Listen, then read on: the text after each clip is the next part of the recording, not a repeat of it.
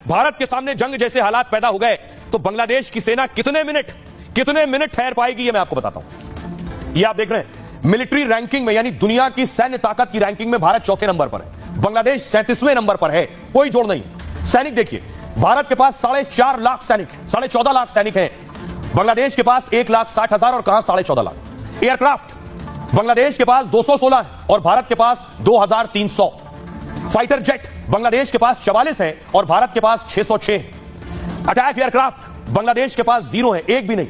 Attack aircraft जो आसमान से जमीन में हमला करता है, भारत के पास 130 है। फाइटर जेट में भी भारत कहीं आगे है, जो आसमान से आसमान में हमला करने की ताकत रखता है। जंगी जहाज देखिए, जंगी जहाज 117 बांग्लादेश के पास है, भारत के पास 294 है। सबमरीन बांग्लादेश के पास सिर्फ 2 है और भारत के पास 18 है।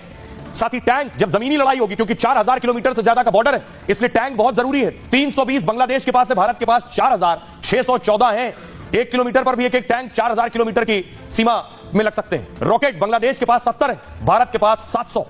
ये ताकत है, लेकिन जिसके दम पर बांग्लादेश फूल रहा है, उसकी एक तस्वीर आपको दिखाऊंगी। तस्वीर आप देख रहे हैं 1971 की है, जब पाकिस्तान की सेना को भारत ने सरेंडर करवाया था।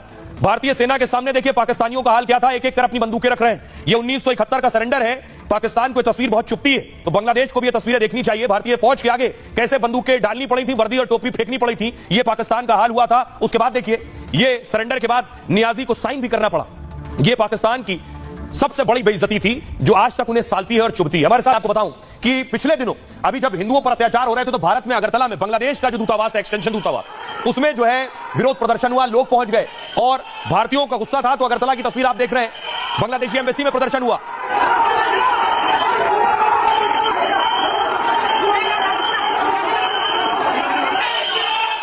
और ये भारत में हुआ। उसके बाद भारत से अपने राजनयिक बुला लिए वापस बांग्लादेश में। भारत में जो इनके ऑफिशियल थे, उन्हें वापस बुला लिया। अगली तस्वीर देखिए, बांग्लादेश में भारतीय सामानों के बहिष्कार की मांग हो रही है। भारतीय साड़ी जला रहे हैं, कह रहे हैं भारतीय प्रोडक्ट बैन करो। लेकिन क्या यूनुस की ये हिम्मत है कि वो भारतीय प्रोडक्ट बैन कर दे? शेख हसीना के बांग्लादेश छोड़ने के बाद से टकराव बढ़ गया। यूनुस राज में हिंदुओं के खिलाफ लगातार हिंसा हो रही है। बांग्लादेश से कई बार भारत विरोधी बयान आए। अब बांग्लादेश ने कोलकाता, त्रिपुरा से अपने डिप्लोमेट्स बुला लिए। 2 दिसंबर को अगरतला में बांग्लादेशी हाई कमीशन में तोड़फोड़ हुई। कोलकाता में भी डिप्टी हाई कमीशन के बाहर विरोध प्रदर्शन हुआ। इसके बाद यूनुस सरकार ने डिप्लोमेट्स वापस बुला लिए।